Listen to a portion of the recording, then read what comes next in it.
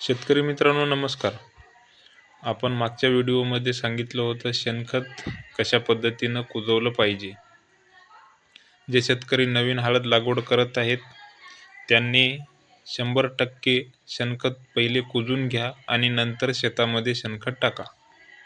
त्याचे काय फायदे आहेत ते तुम्हाला पुढच्या व्हिडिओमध्ये मी सांगतो.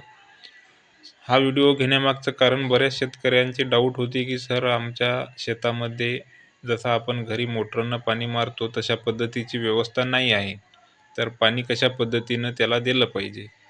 तर त्यांच्यासाठीच आपण मुद्दामून आज असा व्हिडिओ बनवला आहे की त्याच्यामध्ये तुम्ही बघू शकता शेणखताचा आपण एक लेवल पूर्ण वटा तयार केलेला आहे आणि आजूबाजूनं अशा पद्धतीनं स्प्रिंकलर चालू केलेले आहेत.